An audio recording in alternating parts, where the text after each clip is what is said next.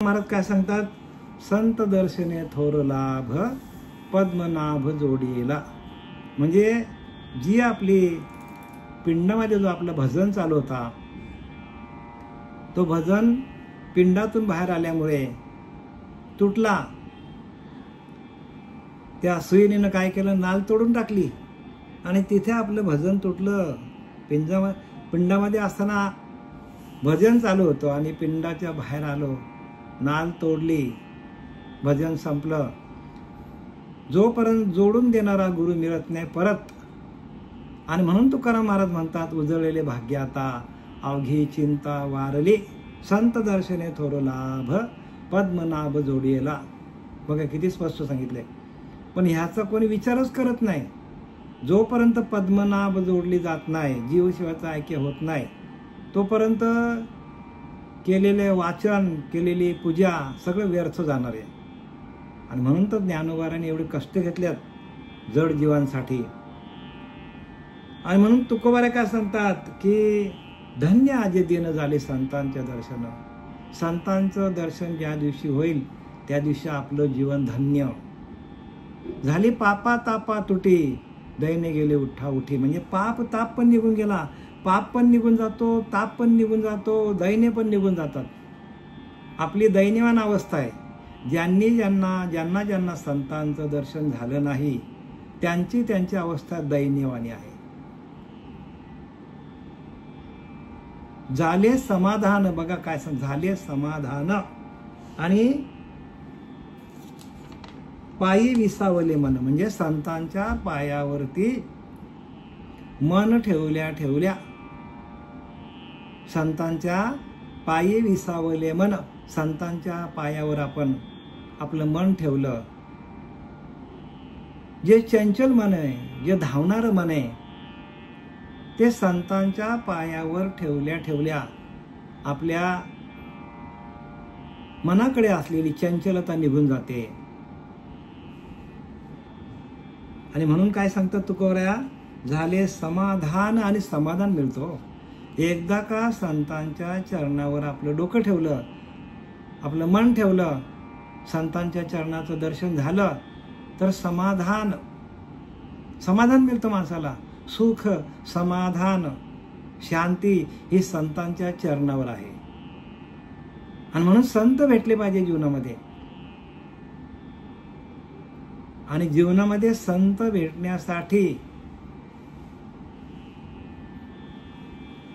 भेटण्यासाठी अनेक जन्माची पुण्याई लागतो. आणि ती पुण्याई तुमच्या भाग्यामध्ये आलेली आहे की तुम्हाला संतांचं दर्शन होतो.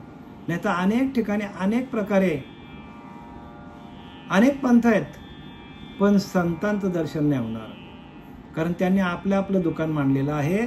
आणि संत म्हणजे कोण? आपल्या महाराष्ट्राचे संत बघा, ज्ञानोबा, तुकोबा, नाथ महाराज,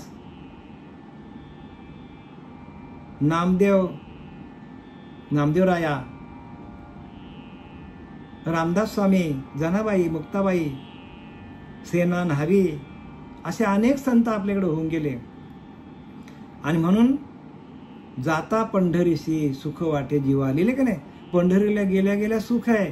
पण कोणती पंढरी? त्या पंढरीला जावं बरं का, आम्ही नाही म्हणत नाही. त्या पंढरीला जगाचं अधिष्ठान आहे. पण सगळ्या संतांनी सांगितलंय की काया हीच पंढरी, आत्मा हाच विठ्ठल.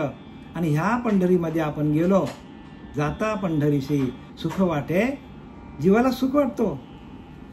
आणि तेही पंढरी आतमध्ये जाण्यासाठी काय करावं लागतो? संतांचं दर्शन व्हावं लागतो. संत आपल्याला आपल्याच आतमध्ये असलेल्या त्या पांडुरंगाचं दर्शन करून देतात आपल्याला. सोपं आहे हो, एकदम सोपं आहे परमार्थ. पण परमार्थ महाधन आहे. आणि जोडी संतांचे चरण जोडल्या धनाचा पेठारा. धन म्हणजे काय? धन म्हणजे सुख, समाधान, शांती. माणसाचं धन काय? करोडो रुपये असले तरी त्याला सुख आहे का? समाधान आहे का? शांती मिळेल का त्याला? एखाद्याकडे करोडो रुपये आहेत पण त्याला अनेक व्याधी आहेत. पण एखाद्याकडे काही पैसा नाही संतांकडे, पण तो सुख समाधानाने भरलेला आहे, त्याच्याकडे शांती आहे. आणि ते समाधान, ती संपत्ती, ते वैभव आपल्याला मिळवता यायला पाहिजे. आणि ते वैभव आपल्याला संतांच्या दर्शनामध्ये होतो. संत दर्शने थोडं लाभ पद्मनाभ जोडियेला, पद्मनाभ जोडल्या जोडल्या आपल्याला समाधान मिळतं. आपल्याला आता या ज्ञानेश्वरीमधील अध्याय 8 ब्रह्माक्षर निर्देश योग, आणि त्यातली ओवी आपण मागच्या वेळेला 173 पर्यंत आलो होतो. आता आपण 174 ओवीपासून सुरुवात करूया. ही दोन्ही जैशी होणी एकी साक्षीभूत सुवर्णी, तैसा व्यक्ता व्यक्ताची कडसनी वस्तूच्या ठाई. ही दोन्ही रूपांतरे जशी एका चांदीवर किंवा सोन्यावर होतात, त्याचप्रमाणे व्यक्ताव्यक्त हे दोन्ही विचार ब्रह्मस्वरूपाच्या ठिकाणी होतात. आता इथे दृष्टांत दिला आणि सिद्धांत दिला. पहिला दृष्टांत सांगतात. दृष्टांत काय सांगितलं आपल्याला? दृष्टांत म्हणजे जे डोळ्याने दिसतं ते दृष्टांत, आणि जे दिसत नाही ते सिद्धांत. मग दृष्टांत दिसण्यासाठी सिद्ध अवस्था पाहिजे. सिद्ध अवस्था संतांकडे असते. सिद्ध म्हणजे काय? सिद्ध म्हणजे ती वस्तू स्वतः सिद्ध. आपण वस्तू स्वतः सिद्ध. ती वस्तू आपल्याकडेच आहेत, आणि ती वस्तूच आपण आहोत. वस्तू म्हणजे आत्मा. वस्तू म्हणजे काय? वस्तू म्हणजे आत्मा. आपण वस्तू स्वतः सिद्ध. आपण स्वतः सिद्ध आहोत, पण आपण बद्ध झालोय. आपल्याला बद्ध, या प्रपंचाने आपल्याला बद्ध करून टाकलेलं आहे. या देहबुद्धीने आपल्याला बद्ध करून टाकलेलं आहे. म्हणून देहबुद्धी गेली तर ताबडतोब आपल्याकडे सिद्ध अवस्था आहे. फक्त आपल्याला देहाचं तादात्म्य सुटलं पाहिजे. आणि म्हणून आम्ही जास्त भर कशावर घेतो? प्रत्येक साधकाला सांगतो, बाबांनो ध्यान करा, ध्यान करा, ध्यान करा. ध्यानाच्या माध्यमातून त्या परब्रह्म तत्वाशी आपण एकरूप होतो. त्या परब्रह्म स्वरूपाशी आपण एकरूप होतो. कधी? आपल्यातले सगळे विचार आपले निघून गेले. सगळे विचार आपले निघून गेल्यानंतर आपल्याला आपल्या आतमध्ये असलेल्या त्या आत्मतत्वाशी आपण आपोआपच एकरूप होतो. जोपर्यंत आपल्या मनाकडे विचार आहेत, कल्पना आहेत, कल्पना विद्या तेने झाला जीव. आपण जीव भावर आहोत.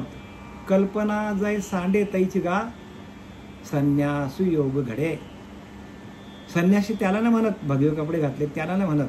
ज्यांनी कल्पना टाकली, तुम्ही आम्ही पण संन्यासीच आहोत. मग ती स्त्री असो, पुरुष असो, कुठल्याही वेशात असो, साध्या वेशातला माणूस देखील संतच आहे. असं कोणी सांगितलंय? असं ज्ञानोबा सांगतात. तुमच्याकडचे विचार थांबले का तुम्हीच संतात. स्त्री असो, पुरुष असो, लहान असो, मोठा असो, म्हातारा असो, पण ज्याच्याकडे विचार कधी थांबतील? ज्यावेळेला आपण आपल्याच आत्मतत्वाशी, आपल्याच आतमध्ये असलेल्या चैतन्य स्वरूपाशी, आपल्याच आतमध्ये असलेल्या नाद ब्रह्माशी, अनाहत ब्रह्माशी आपण एकरूप झाल्यानंतर आपल्या देहाचा आपल्याला विसर पडतो. आणि ज्या वेळेला आपल्या देहाचा विसर पडतो त्यावेळेला आपल्याकडे सिद्ध अवस्था तयार होतो. आपण वस्तू, समर्थ रामदास सांगतात, आपण वस्तू स्वतः हा सिद्ध, स्वतःच आपण सिद्ध आहोत. मग आपण बद्ध का झालोय? तर आपण सगळ्या विषयांचं चिंतन करतो, प्रपंचाचं चिंतन करतो, गुण आपल्याला खेळवतात. इच्छा, आकांक्षा, कामना, भावना हे माणसाचा अभिमान वाढवतात. इच्छा वाढली, चांगली इच्छा काय ना वाईट इच्छा काय? शेवटला बेडीच आहे. चांदीची बेडी काय आणि सोन्याची बेडी काय आणि लोखंडाची बेडी काय? पण ती बेडीच ना हो, बांधून ठेवते ना. इच्छाच माणसाला बांधून ठेवते. आणि इच्छा एकदा माणसाची निर्माण झाली आणि त्याला जसं जसं मिळत गेलं तसं तसं त्याच्याकडे अहंकार येतो. आणि अहंकारात शेवटपर्यंत माणसाला काय करतो, अभिमानाने नाडला. तुका म्हणे वाया गेलं, वाया जातो माणूस. वाया जाण्याचं एकच कारण आपल्याकडं इच्छा आहेत. ही दोन्हीच रूपांतरे जशी एका चांदीवर किंवा सोन्यावर होतात. संपूर्ण दागिने, आपण बघा दागिने माणूस कशाचे वापरतो, स्त्रिया असो पुरुष असो, दागिने कसले वापरतो आपण, सोन्याची किंवा चांदीचे. लोखंडाचे तर कोणी वापरत नाही. मग काय करतात लोक, की आपल्याकडे असलेला सोना आपल्याला दिसतो दागिन्याच्या रूपाने. मोहरमाले, मंगळसूत्रे, कोणाचं ब्रेसलेट आहे, कोणाची चैन आहे. हे जास्त माणसाकडे पैसा आला तर माणूस काय करतो, हाताचे घड्याळ आहेत ना, ते घड्याळाचा पट्टा पण सोन्याचा बनवतो, ब्रेसलेट बनवतो, मोठे मोठे मंगळसूत्र बनवतो. मग हे आपल्याला दिसतात, रूपं दिसतात. मग कशापासून तयार झाली, सोन्यापासून तयार झाली. ज्या वेळेला सोनाराकडे आपण मोडायला जातो आणि ते सोनार काय करतात, वितळून टाकतात. वितळला की त्याचा लगड तयार होतो, सोन्याची लगड. मग दागिने कुठे गेले, लगडमध्ये रूपांतर झाले. लगडीचं परत आपण दागिने बनवू शकतो. हा दृष्टांत झाला. सिद्धांत काय सांगतो बघा, सिद्धांत सांगतात ज्ञानोबराया, त्याचप्रमाणे व्यक्त अव्यक्त हे दोन्ही विचार परब्रह्माच्या ठिकाणी असतात बघा. व्यक्त आणि अव्यक्त हे दोन्ही विचार आहेत. हे विचार कुठे आहेत, त्या परब्रह्माच्या ठिकाणी. आणि व्यक्त व्हायचं असेल एखाद्याला तर व्यक्त होता येतो, अव्यक्तमध्ये जायचं असेल तर अव्यक्तमध्ये जाता येतं, पण विचाराच्या ठिकाणी आहे. म्हणून संत आले आणि संतांनी काय केलं, अव्यक्त झाले. ते संसारामध्ये आले आणि त्यांनी भगवंताचं भजन करता करता भगवंताशी एकरूप झाले आणि त्या अव्यक्तामध्ये गेले. आपण व्यक्तामध्येच राहिलो का, आपल्याला भजन जमत नाही. आपल्याकडे वासना आहेत, इच्छा आहेत, आकांक्षा आहेत, असूया आहेत. आणि त्याच्यामुळे आपल्याला परत आपणच आपल्या हाताने आपल्याला जन्माला घालतो. आपण सावध नाही अजून, म्हणून सावध आहे तो स्मरण. विकल्प होतात विस्मरण, आणि विस्मरण पडताच मरण पावती प्राणी. स्मरण विस्मरण झाले, मग त्या देहास मरण आले. मग जन्मास घातले कोणास कोणी, संत रामदास सांगतात. आपणच आपल्याला जन्माला घालतो. सावध व्हा. सावध कुठे व्हायला पाहिजे, भजनाच्या ठिकाणी सावध. सातत्याने भजन चाललं पाहिजे, अनुसंधान चाललं पाहिजे. सावध आहे तो स्मरण, म्हणजे आपल्याकडं भगवंताचं स्मरण चालू आहे तर आपल्याकडे सावधानता आहे.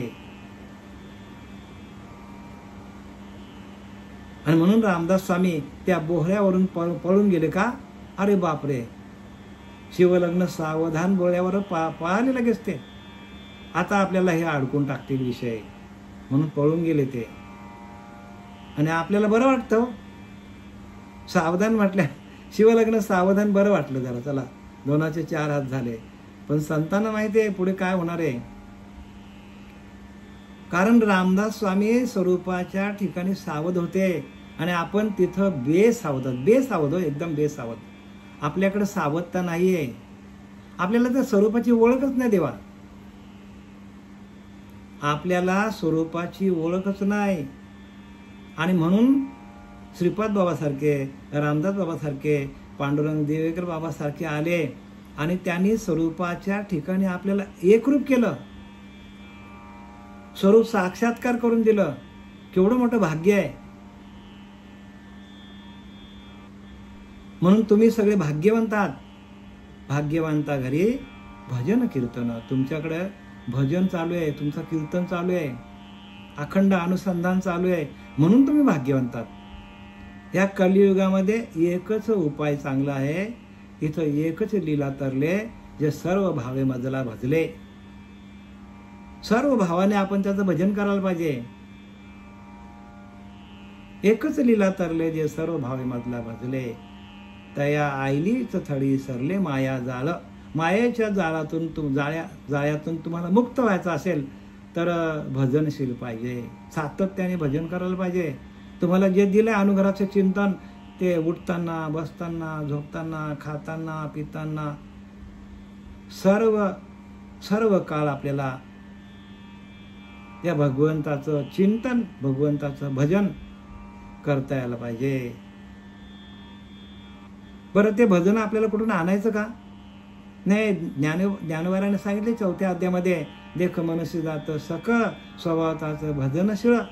स्वभावताच भजन चालू आहे तुमचा, प्रत्येक जीवाचा भजन चालू आहे, पण त्याच्याकडे आपलं अजिबात लक्ष नाही आणि म्हणून आपल्याला अवदसा आलेली आहे. प्रत्येक माणसाला पेंग आलाय. विषय काय करतात? माणसाला पेंग आणतात, झपाटून टाकतात. भुताटके या सर्व भूतांनी आपल्याला झपाटून टाकलंय. म्हणून आपल्याला काय पाहिजे? त्या परब्रह्माचा एकदा का स्पर्श झाला, एकदा का आत्मसाक्षात्कार झाला का, जसा त्या लोखंडाला परिसाचा स्पर्श झाल्या झाल्या जसा आहे तसा लोखंड सोनावतो. मग तो किती वर्षाचा आहे, तो गंजलेला आहे, ह्याचा विचार परीस करत नाही. परीस म्हणजे काय? अहो, परीस म्हणजे आपले सद्गुरू. याचं परीस म्हणजे परिसाकडे जाल. परीस अशी जगामध्ये वस्तूच नाही. जर असती ना तर सगळ्यांनी काय केलं असतं? घरी सोनं आणून ठेवला असता आणि प्रत्येकाने त्या सोन्याला लावला असतं त्या परिसाला, आणि एका मिनिटामध्ये श्रीमंत करोड रुपयाचा धनी झाला असता. पण ते आपल्याला काय केलंय? ते प्रत्येक दाखवलंय आपल्याला. परीस म्हणजे सद्गुरु कृपा. परीस म्हणजे काय? सद्गुरु कृपा झाली आणि इमारत फळाशी आली. गुरुकृपा झाल्या झाल्या आपल्या अंतःकरणामध्ये संपूर्ण वासना, असूया, कामना, भावना, इच्छा बंधनाची इच्छा काय करते? बंधनात टाकते. ती बेडी तोडून टाकतात. आणि म्हणून सद्गुरू हे परीस रूपाने आपल्याकडे आहेत. कसे आहेत ते? परीस रूपाने आहेत.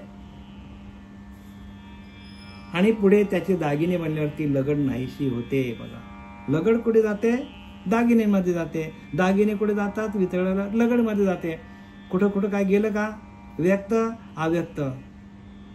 व्यक्तामध्ये काय होते? दागिने होते, आणि अव्यक्तामध्ये गेल्यावर त्याची लगड झाली. तसं आपण काय आहोत?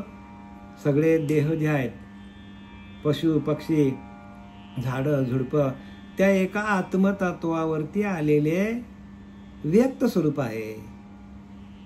झाड भस्मन पुन्हा पृथ्वी. प्राण्यापासून प्राणी निपसती, माणसापासून मनुष्य होती, झाडापासून झाडे होती, झाडे भस्मून पुन्हा पृथ्वी. म्हणजे कुठे जातो? कुठेच जात नाही, फक्त रूपांतर होतो. आपल्या देहाचा, प्रत्येक देहाचा रूपांतर होतो. जसं त्या सोना वितळला की लगडमध्ये जाते, आणि लगड काय करतो? अनेक प्रकारचे दागिने तयार करतात सोनार. तसं आपलं आत्मतत्व कुठे येत नाही, जात नाही, पण आत्मतत्वावर आलेली जी सृष्टी आहे, ज्या ब्रह्मांडामध्ये ज्या ज्या गोष्टी आहेत त्या आत्मतत्वावर आलेल्या आहेत. आणि त्या संपूर्ण जरी कल्पांत झाला, उदंड कल्पांत झाला, तरी नाश नाही तयाला. त्या परब्रह्माचा नाश कधीच होत नाही. पण आपण काय करायला पाहिजे? समर्थ रामदास सांगतात, माया त्यागे शाश्वताला ओळखावे. हो, मायेचा निराश करून जो परब्रह्म शाश्वत आहे, त्या शाश्वतातून आपण आलोय, जेथून हे प्रगट आहे, जिथून आपला हा देह मिळालेला आहे, त्या परब्रह्म तत्वातून, त्या चैतन्यातून हा नरदेह मिळालेला आहे, जेथून हे प्रगट आहे, आणि जेथे जाऊन आटे, आणि जिथं हे जातं परत. जिथून आलो तिथं जायला पाहिजे. आपण भटकंतीमध्ये आहोत, तिथपर्यंत जातच नाही आपण. म्हणून आपल्याला प्रत्येक कर्माप्रमाणे माणसाला, कोणाला कुत्रा व्हावा लागतो, कोणाला मांजर व्हावं लागतो, कोणाला किडा व्हावं लागतो, कोणाला दगड धोंडा, कोणाला झाड, ही अवस्था आहे. कारण जिथून आलोय तिथं जात नाही आपण. आपला प्रवास कधी संपणार आहे? जिथून आलोय तिथं गेलो तर प्रवास संपेल. आणि तिथं जाण्यासाठी आपल्याला हे संपूर्ण संतांनी ज्ञान, अरे बाबा जिथं आलंय तिथं जा. आपलं अज्ञान काय जात नाही, आपण जिथून आलोय तिथे जात नाही. त्या आत्मतत्वामध्ये आपण जायला पाहिजे, त्या आत्मतत्वामध्ये आपण विलीन व्हायला पाहिजे. जिथून हे प्रगटे जेथे जाऊन आटे, ते ज्ञान झाले फिटे भ्रांती अज्ञानाची. ते ज्ञान व्हायला पाहिजे. सगळं अज्ञान निघून जाईल. आता आपल्याकडे भ्रांती आहेत. या देहाला मी चालवतो, मी खातो, मी पळतो, मी कष्ट करतो, मी सगळा मी. माझं घर, माझी इस्टेट, हे सगळं आपला भ्रम आहे. भ्रम, इच्छा बंधनाची बेड्या आपल्याला, आणि या बेड्या आपल्याला तोडता यायला पाहिजे.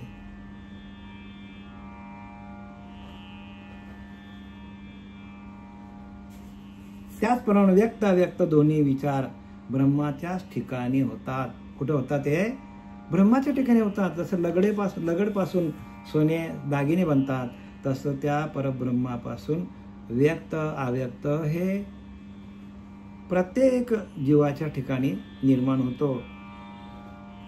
ते तरी व्यक्त ना व्यक्त, नित्य ना नाशिवंत, या दोन्ही भावातीत अनादि सिद्ध. आता पुढं ज्ञानोबा सांगतात की ते ब्रह्म तर व्यक्त नाही आणि अव्यक्तही नाही. बघा, म्हणजे अव्यक्त व्यक्ताच्याही पुढं जी अवस्था आहे की ज्या परब्रह्माचा कधीच नाश होत नाही. ते ब्रह्म तर व्यक्त नाही आणि अव्यक्त नाही, नित्य नाही, अनित्यही नाही. या दोन्ही स्थितीच्या पलीकडं अनादि सिद्ध असे आहे. काय सांगितलंय? दोन्ही स्थितीच्या पलीकडच्या अवस्था आहे. व्यक्त पण नाही ना अव्यक्त पण नाही. जसं समर्थ रामदासाने लिहिलंय, कुल्लाल पात्रापूर्वी आहे, पात्र काही कुल्लाल नव्हे, तैसा देव पूर्वीच आहे, पाषाण नव्हे सर्वथा. देव म्हणजे पाषाण नाही सांगतात. पाषाणाला कोणी घडवलं? एका ठिकाणी समर्थ रामदासाने सांगितलंय, एकाला प्रश्न केला, तुम्ही कोणत्या देवाची पूजा करता? तर त्याने सांगितलं कलियुगामध्ये दत्त महाराजची. मग दत्त महाराज सृष्टीच्या आधी नव्हते का? सृष्टी नव्हती का दत्त महाराजांच्या आधी? होती म्हणतो. मग त्याने सांगितलं की द्वापार युगामध्ये कृष्ण परमात्मा होता, त्याच्या आधी सृष्टी नव्हती का? होती म्हणतो. मग त्याच्या आधी त्रेतायुग, मग राम हा आमचा देव आहे. मग रामाच्या आधी सृष्टी नव्हती का? होती म्हणतो. मग त्याच्या आधी म्हणतो कृतायुगामध्ये भगवान शंकर, मग भगवान शंकराच्या आधी सृष्टी नव्हती का? होती ना. मग सृष्टीचा निर्माता कोण आहे? जे अनादि सिद्ध. काय लिहिले? अनादि सिद्ध, अनादि काळापासून आहे. त्याला काळ नाही, काळ वेळ भगवंती नाही, त्याला काळ नाही, वेळ नाही. तो असतच असे सर्व काळ. आणि म्हणून काय लिहिले? सृष्टी निर्माण करता तो सृष्टीपूर्वी होता, मग तयाची सत्ता निर्माण झाली. कुल्लाल पात्रापूर्वी आहे, पात्र काही कुल्लाल नव्हे, तैसा देव पूर्वीच आहे, पाषाण नव्हे सर्वथा. देव म्हणजे काय? दगड नाही. म्हणजे सगळ्यांच्या आधी शक्ती जी आहे, अनादिसिद्ध. काय लिहिले? शब्द काय लिहिले? अनादिसिद्ध असे आहे. या दोन्ही स्थितीच्या पलीकडे जी अनादिसिद्धी अवस्था आहे, व्यक्त अव्यक्ताच्या पलीकडे एक शक्ती आहे, आणि त्या शक्तीचा नाश कधी होत नाही, आणि त्या सिद्धीचा नाश कधीच होत नाही. आणि ती शक्ती आहे, आणि ती शक्ती अक्षर ब्रह्म आहे. जे हे विश्वचे होणे असे, परी विश्व पण नाशिले न नासे, अक्षर पुसल्या न पुष्या अर्थ जायचा.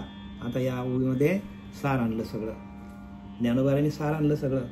जे हे विश्वची होणे असे, म्हणजे सगळ्या विश्वामध्ये ती शक्ती आहे. सर्व विश्वामध्ये ती व्यापून शक्ती आहे, विश्वाला व्यापून उरलेली शक्ती आहे.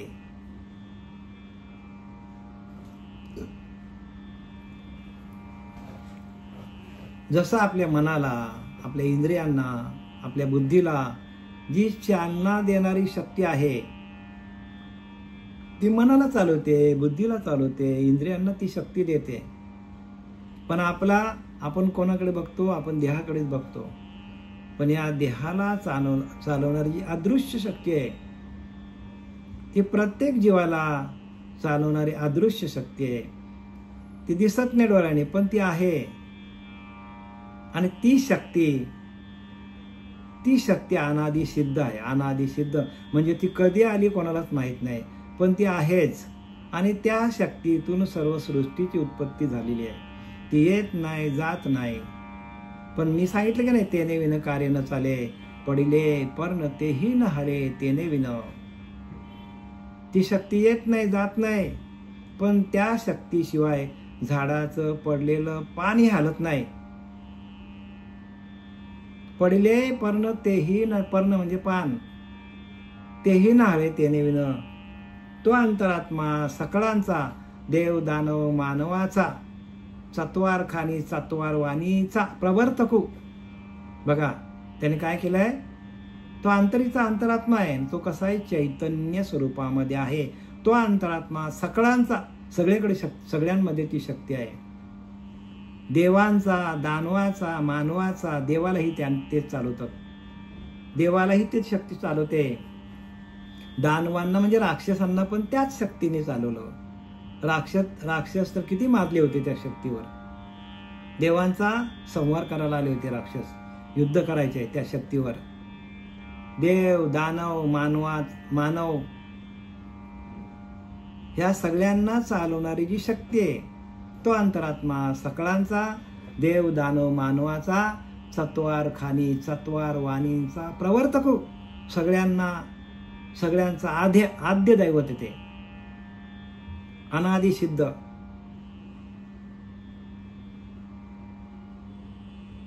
तो एकलाच सर्वा घटी. काय सांगतात? एकलाच आहे सर्वा घटी, राम देहादी एकच शक्ती आहे ती. जसं आता मी वीज आहे, आपली वीज आहे, ही वीज एकच आहे, सगळीकडे एकच वीज आहे. पण त्या विजेवर कोणी काय चालवतो? तर कोणी ट्यूबलाईट चालवतो, तो कोणी इस्त्री करतो, गरम हीटर चालू करतो, तर कोणी त्याच्यावर फ्रीज चालवतो. एकच शक्ती आहे ती. कोणी त्या हीटरवर जेवण बनवतो, पण शक्ती एकच आहे. पण ती अनेक यंत्रणामध्ये गेल्यामुळे मोठ्या मोठ्या मशिनरी चालतात तिच्यावर, पण शक्ती एकच आहे. तसं परमात्मा एकच आहे. तो एकलाच सर्वा घटी.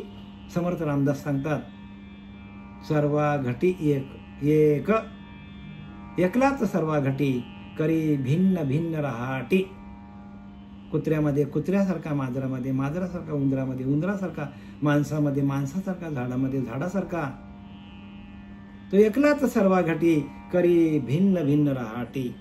वेगळ्या वेगळ्या देहामध्ये राहतो, पण एकच आहे बरं का, एकच आहे. तुम्हाला आम्हाला चालवणारी शक्ती एकच आहे. सकळ सृष्टीच्या गोष्टी किती म्हणून सांगाव्या. काय काय सांगू? सृष्टीमध्ये सगळं तोच चालवतो. प्रत्येक वस्तूला, प्रत्येक जीवाला तोच परमात्मा एकच चालवतो, एकच. ऐसा जने ओळखीला. बघा, आणि त्याची आपल्याला ओळख व्हायला पाहिजे.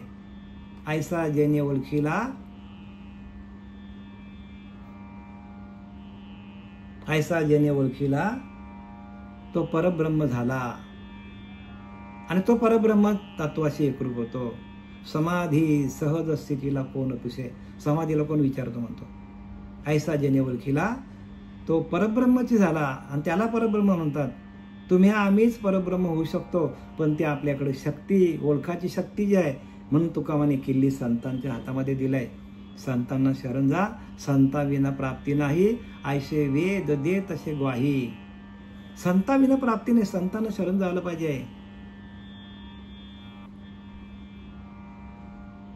संतांची शरण गेल्या विन न कळे नाम. संत काय करतात? नामाशीच एकरूप करून देतात आपला. संत आपल्याला नामाशी एकरूप करून देतात, आणि ते नामच आपलं परब्रह्म आहे. जे विश्वचे होणे असे, परी विश्व पण नासिले न नासे. बघा, विश्वाचा संपूर्ण नाश झाला तरी पण त्या चैतन्याचा, त्या परब्रह्माचा नाश कधीच होत नाही. अक्षर पुसल्या न पुस्या अर्थ जायचा. जसं आपण अक्षर पुसून टाकला, एखाद्या पाटीवर आपण अक्षर लिहिला आणि एखाद्या वेळेला वाचायला दिला. आता समजा आम्ही एक पाटी आहे माझ्याजवळ, मी लिहिलं, त्या पाटीवरती लिहिलं सन्माननीय, आदरणीय, एखाद्या व्यक्तीला आदरणीय आदर दिला मी आणि ते अक्षर पुसून टाकलं पाटीवरलं. आदरणीय मल्हारी महाराज, आदरणीय भगवान महाराज असं लिहिलं आणि ते वाचलं भगवान महाराजांनी, मल्हारी महाराजांनी वाचलं. वाचल्यानंतर शब्द त्यांच्या पिंडामध्ये गेलं. आता त्या पाटीवरलं मी पुसून टाकलं, पण त्यांच्यामध्ये माझ्या शब्दांचा जो अर्थ आहे तो त्यांच्या आतमध्ये राहिला, शेवटपर्यंत राहिला, शेवटपर्यंत विसरणार नाही. का? आदरणीय मल्हारी महाराज, आदरणीय भगवान महाराज. म्हणजे जे शब्द आहेत ते शब्दांचा नाश कधीच होत नाही. जरी पाटीवर लिहिले आपण, तसं आपल्या ह्या देहावरती जे चैतन्य आहे, जे भाव आहे, त्या परब्रह्माचा जो भाव आहे तो भाव कधीच जात नाही. आपण अक्षर पुसल्या न पुस्या अर्थ जायचा. जसा अक्षर पुसून टाकला तरी त्याचा अर्थ जात नाही, तसा आपला हा देह जरी गेला तरी या देहाकडे असलेला तो भाव आहे, त्या परब्रह्मतत्वाचा भाव आहे, तो भावच आपल्याला देव बनवतो. तो भावच आपला देव आहे. आपला भावच आपला देव आहे. अंतकरण विषयांचा भाव असेल तर माणूस विषयांमध्ये जातो, पण भगवंताच्या भक्तीचा भाव असेल तर माणूस भक्त होतो. आणि भगवंताशी एकरूप व्हायचा भाव आपला असेल तर आपण भगवत स्वरूपाला होतो. म्हणून भावे विना देव न कळे निसंदेह. भाव पाहिजे हो. भाव नसेल तर देव कसा कळेल? भाव नसेल तर देव कळेल का आपल्याला? म्हणून काही न लगे एक भावाची कारण तुका म्हणे आन विठोबाची. बघा तुकोबाराय शपथ घेतात, भक्ती मार्गामध्ये काही लागत नाही, काही न लगे एक भावाची कारण तुका म्हणे आन विठोबाची. विठोबाची शपथ घेऊन सांगतो की भक्ती मार्गाला फक्त भाव लागतो. भावाचीच गरज आहे. आणि तो भाव कोणाकडे आहे तर सद्गुरूंकडे आहे.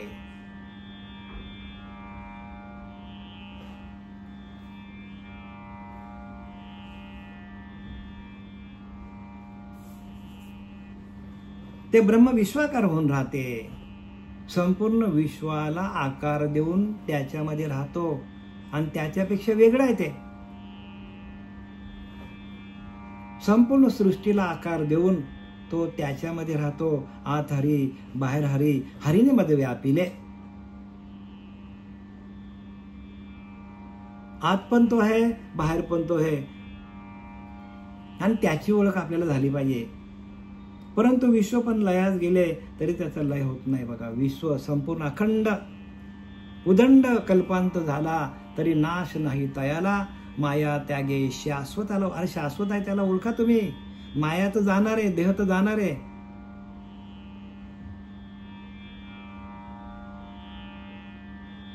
आणि देहाला धोका काय सांगितलंय की देह तव पाचाचे झाले, कर्माच्या गुणी गुंतले, भव तसे चाकी सुधले जन्म मृत्यूची. या जन्म मृत्यूच्या चाकामध्ये आपण अडकलोय. पाचा भूतापासून देह झालेला आहे. देह तव पाचाचे झाले, कर्माच्या गुणी गुंतले. बघा, आपल्याकडनं कर्म, चांगले वाईट कर्म होतात आणि त्या गुणात, ते गुणांपासून होतात आणि त्याच्यामध्ये प्रत्येक जीव अडकतो. भव तसे चाकी सुधले, जन्म मरणाच्या चाकावरती आपण अडकलोय. प्रत्येकाने लक्षात घ्या काय सांगायचं, काय संतांना. हे काळ नालाच्या तोंडी घातली लोण्याची उंडी, माशी पांख पाकुडे तव हे सरे. हे काळ नालाच्या तोंडी म्हणजे काळाच्या तोंडामध्ये आपण चाललोय. एक एक एक एक पळ आपण काळाच्या तोंडामध्ये चाललोय. घातली लोण्याची उंडी, जसा लोण्याचा उंडा आहे, लोण्याचा गोळा आहे, आपण आगीमध्ये टाकला तर किती मिनिटात तो त्याचा नाश होईल. टाकल्या टाकल्या लगेच. तसा आपला हा देह कधी जाईल माहीत पडणार नाही. माशी पंख पाखुडे तव हे सरे. जसं माशी एक वेळा तिचं पंख फडफड करतो, तेवढ्या अवधीमध्ये हा देह निघून जातो. एवढ्या या देहाला धोका आहे आपल्या. मग जाण्याच्या आधी आपण या जन्ममृत्यूच्या चक्रामध्ये अडकलोय आणि त्या जन्ममृत्यूच्या चक्रातून आपल्याला प्रत्येकाला बाहेर पडायचं असेल तर त्याला काय करायला पाहिजे आपण? कलियुगी उद्धार हरीच्या नामे. हरीच्या नामातून आपला उद्धार आहे. जेवढी नामापाशी शक्ती तेवढी पापे नाही त्रिजगती. नामापाशी चारी मुक्ती निश्चित दान विदेहा.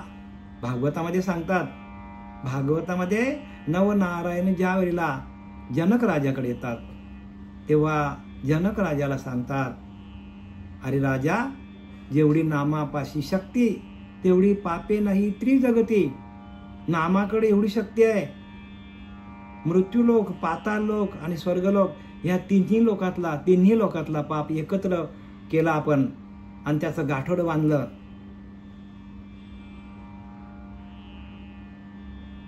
आणि त्याला नामाचा स्पर्श झाला ते एका क्षणात तिन्ही लोकांची पाप एका क्षणात भस्म होतात.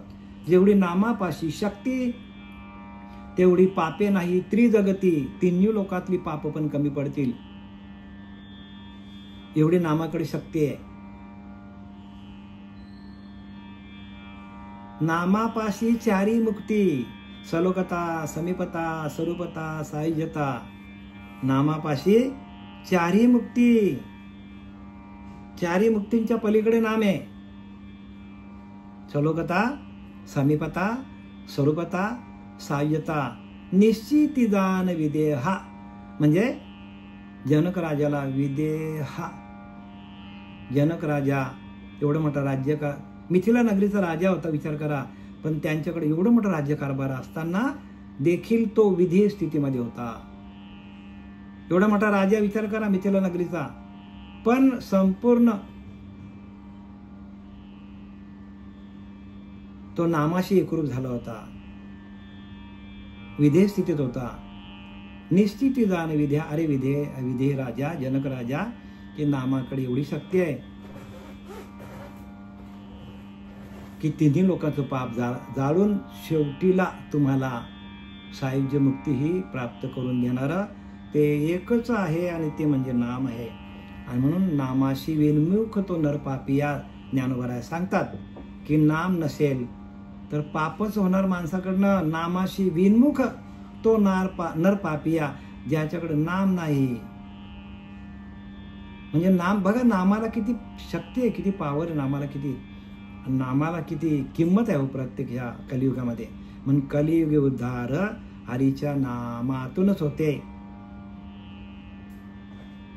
कलियुगी उद्धार हरीच्या नामे. ज्याप्रमाणे अक्षर पुसून टाकले तरी त्याचा अर्थ पुसत नाही. आता हा एक दृष्टांत झाला. अजून 2 दृष्टांत आपल्या समोर आहेत, पण ती पुढच्या वेळेला मी घेणार आहे. झालेली सेवा आपले सच्चिदानंद सद्गुरू श्रीपाद बाबा, रामदास बाबा, पांडुरंग देवकर बाबा, नाना बाबा यांच्या चरणी समर्पित करीत आहे. पुंडलिकावर जय. हरी विठ्ठल श्री ज्ञानदेव तुकाराम पंढरीनाथ भगवान की जय. माऊली ज्ञानेश्वर महाराज की जय. जगद्गुरु तुकाराम महाराज की जय. शांती ब्रह्म एकनाथ महाराज की जय. अवधूत चिंतन श्री गुरुदेव दत्त. अवधूत चिंतन श्री गुरुदेव दत्त. अवधूत चिंतन श्री गुरु